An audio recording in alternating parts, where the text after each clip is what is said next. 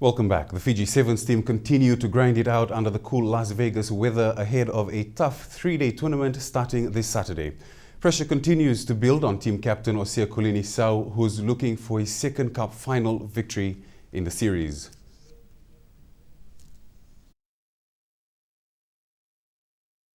We've been working on our fitness and the boys are ready to go for the Las Vegas Sevens, as we've been working really hard in the last 2 weeks. We're in one of the hardest pools in the Las Vegas Sevens, but it's a challenge for me and the boys to have that kind of pool. I think it will make us work even harder from the pool game when we start our game. These pictures were uploaded on Twitter by coach Ben Ryan. The national side is injury-free and everyone is looking forward to the opening two matches on Saturday against Scotland and Australia before facing New Zealand. This is really tough, especially coming up against Australia and New Zealand. But we've been working on our game plan to try and counter them when we play them in Vegas. Our goal is to win the series because we want to stay in the hunt and for the series when it ends in England. But this is our stepping stone towards the series. I think that everybody knows that to win the series, we need to go out with a bang in Las Vegas. The USA Sevens kick off Saturday midday live only on Fiji One. And the Fiji Sevens players will be released to be part of their rugby clubs at the Murray Sevens in March. The organizers of the tournament are happy to be given the green light from Fiji Sevens coach Ben Ryan to allow the players to play for their respective clubs in the Murray Sevens. The Murray Sevens will be held on the 7th and 8th of March at the ANZ Stadium. The eyes and focus are on the Fiji team. The Fiji players have been released to come and play at the Fiji Murray Sevens. So I think for the spectators, it's going to be a spectacle of world-class rugby. Been entertained at the Fiji Murray Sevens. United States Sevens international Carlin Isles could soon be showing his sprinting skills in American football's NFL after the Detroit Lions signed the man considered one of the fastest in the game of rugby. Isles was a college sprinter in the 60 meters at Ashland United and has completed the 40-yard dash in under 4.3 seconds. His fastest 100-meter time of 10.13 seconds would have qualified for the semi-finals at the London 2012 Olympics. A winger in rugby, he will be a wide receiver in the Lions practice squad. The 24-year-old, who took up rugby in 2012, was given his chance following a trial after tight end Matt Veldman was promoted to the Lions active roster. Family is one of the most important things for Chiefs winger Asaeli Tikuiratuma, and it could lead him to Europe at the end of the Super Rugby season. The big Fijian said he will do what's best for his young family when it comes to his future. And although his plans keep changing, he is open to big money move to Europe if any offer came his way. That is after winning a third Super 15 title, of course.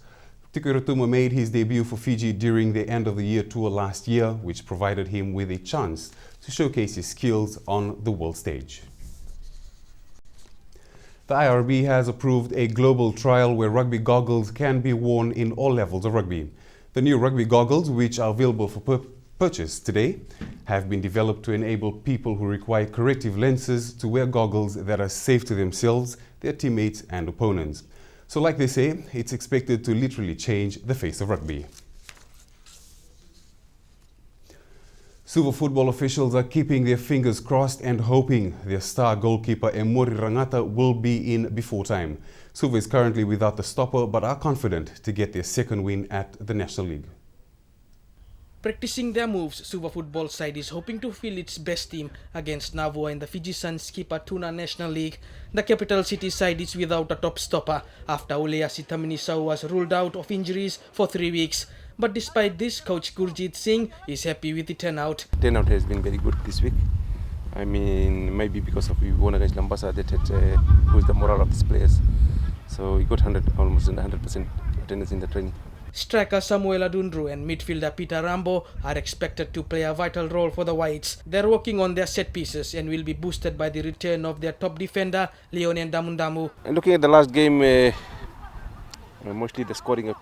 We had a lot of scoring opportunities where we missed so many scoring opportunities, which we have to capitalize on those scoring opportunities. So we'll be working on that because we can't miss all those chances especially we get so many easy chances. Suva currently has 3 points after beating Lambasa 2-1 last weekend and hope to give their best shot against a winless Navua side. And Navua is always a good team. Unfortunately, they lost against Rewa last week, but they have been always a good team. So we are not going to underestimate them. Suva faces Navua 3 p.m. at ANZ Stadium on Sunday.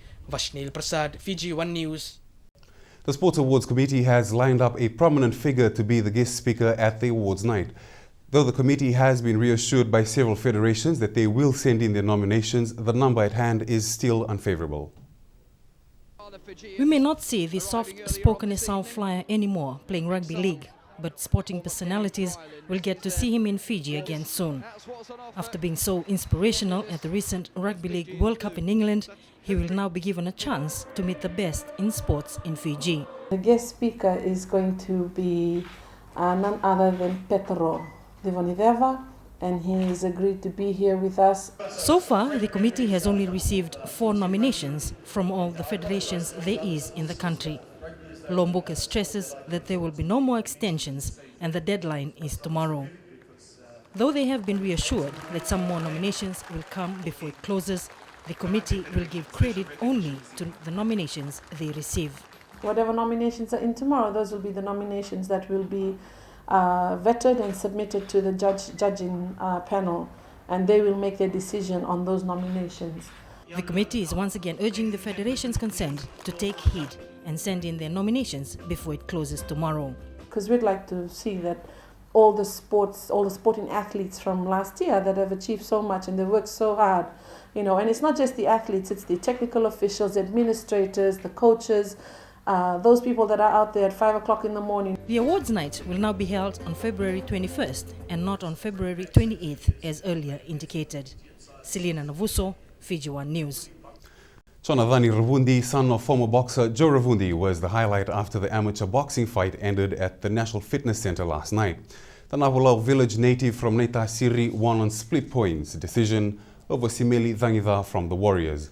Jonathan Hill of USP also did well in the heavyweight category, beating Kayaba Nanobu from Boxing Grave and Ben Mateirabula of Warriors Club on points. We hope by the end of March that these novice or the beginners would have had boxed more than 5 times, and from there they can be elevated up to the intermediate level. The Dolphin Swimming Club is raising some eyebrows in the Anthony Classic Moss Championship in Auckland. 16-year-old Marion Kotombalavu has been Fiji's top performer on day 1, today winning 3 gold medals in her age category. Kotombalavu has also qualified for 3 other finals tonight. Dolphins Club has so far won 3 golds and 4 bronze medals as they look forward to win more medals later tonight. On to tennis, China's Li Na has pushed aside Canadian teenager Eugenie Bouchard to sweep into her 3rd Australian Open final. 4th seed Li is the highest ranked of the semi-finalists, and she exerted her authority immediately, racing into a 5-0 first set lead in 14 minutes. Li Na winning the match 6-2, 6-4.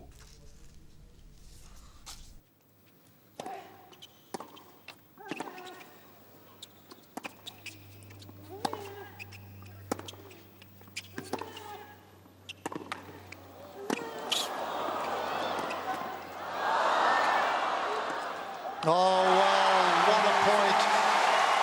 It was, the net robbed that one of being a good shot from Bouchard, but Li Na is through to her 3rd Australian Open final. In the men's division, Rafael Nadal fought off the onslaught from rising star Grigor Dimitrov and blisters on his racket hand to reach the semi-finals of the Australian Open. The Bulgarian had 3 set points to take a 2-1 lead before the world number 1 powered back to win. The world number 1 forced the early break in the 4th set and maintained the advantage before closing out the match in 4. Dimitrov gallant in defeat, Nadal through to his 4th semi-finals appearance in Melbourne. 7-6.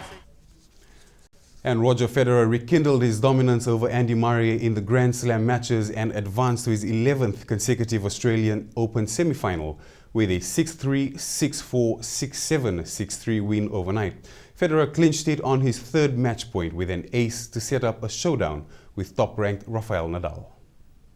lasted not much longer than about a minute. Games went on serve with both players pushing for the advantage.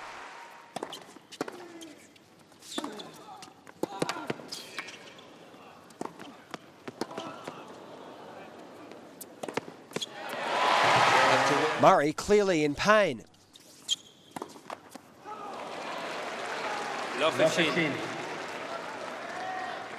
Federer breaking in the 8th game.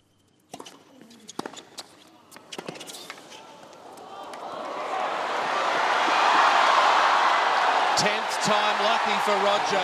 And after 3 hours and 20 minutes, Murray was put to the sword.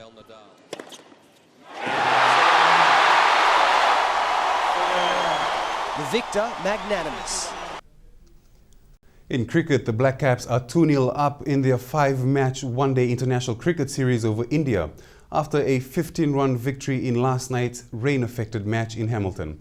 India was set a revised target of 292 runs for victory of 42 overs because the home team had lost only 2 wickets before the rain interrupted, and they ended their chase on 277 for 9. The result ended India's reign at the top of the one-day cricket rankings.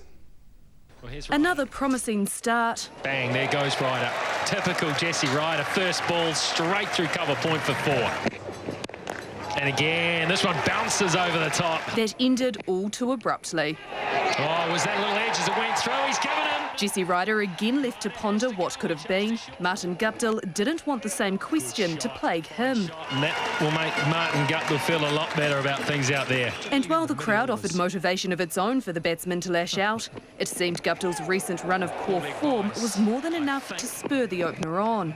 That's Guptill. That's 6. Kane Williamson unleashed 2. Round about there will do. That'll be 6. But just as Guptill neared a hard-fought half-century, in the air, should be out.